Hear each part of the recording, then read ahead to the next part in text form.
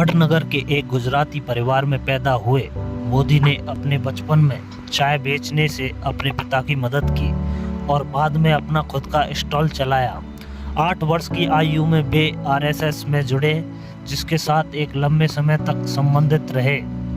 स्नातक होने के बाद उन्होंने अपना घर छोड़ दिया। मोदी ने 2 साल तक भारत भर में यात्रा की, अनेकों धार्मिक केंद्रों का दौरा किया। 1969 या 1970 में गुजरात लौटे, उसके बाद अहमदाबाद चले गए।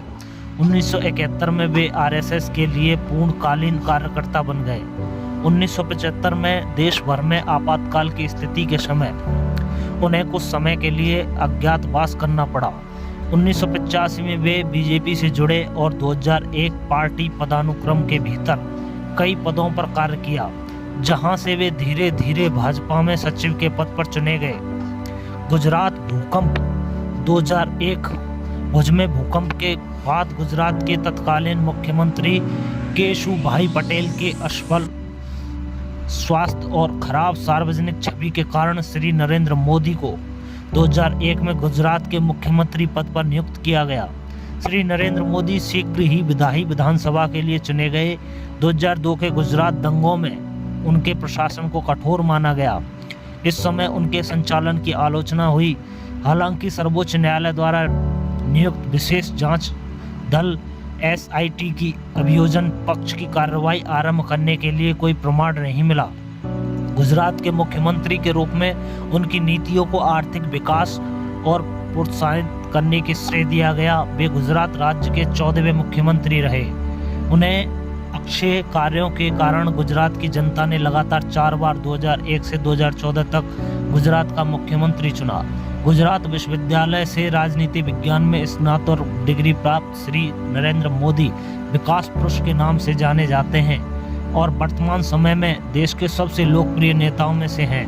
टाइम्स पत्रिका ने मोदी को पर्सन ऑफ द ईयर 2013 में 42वां उम्मीदवारों की सूची में शामिल किया। अटल बिहारी वाजपेयी की तरह नरेंद्र मोदी एक राजनेता और कवि हैं। वे गुजराती भाषा के अलावा हिंदी में भी देश प्रेम से ओतप्रोत की कविताएं लिखते हैं।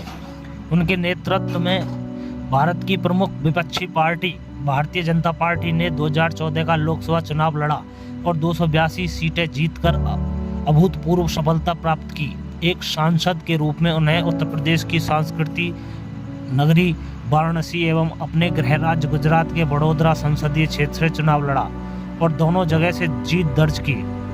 उनके राज्य में भारत का प्रत्यक्ष विदेशी निवेश एवं बुनियादी सुविधाओं का खर्च तेजी से बढ़ा। उन्होंने अफसरशाही कई सुधार किए तथा योजना आयोग का हटाकर नीति आयोग का गठन किया। इसके बाद वर्ष 2019 में भारतीय जनता पार्टी ने उन्हें नेतृत्व में दोबारा चुनाव लड़ा। इस बार पहले से भी ज़्यादा बड़ी जीत हासिल हुई। पार्टी ने कुछ 303 सीटें जीत हासिल की। भाजपा के समर्थक दलों यानी राज्य को उनकी कुल 352 सीटें प्राप्त हुई। 30 मई 2019 को शपथ ग्रहण कर नरेंद्र मोदी लगातार दूसरी बार प्रधानमंत्री बने। 2019 के आम चुनाव से उनकी पार्टी की जीत के बाद उनका प्रशासन जम्मू कश्मीर की विशेष राज्य का दर्जा को रद्द किया।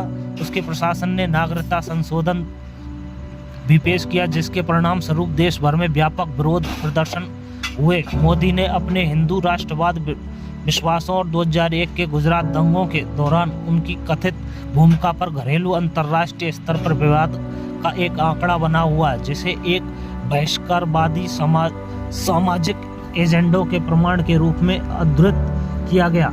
मोदी के कार्यकाल में भारत में लोकतांत्रिक अनुभव उभरता हुआ दिखाई देता है। ऐसे उभरते हुए प्रधानमंत्री भारत में जिंदगी पहली बार हुए हैं। उनका समर्थन देश हित का समर्थन है।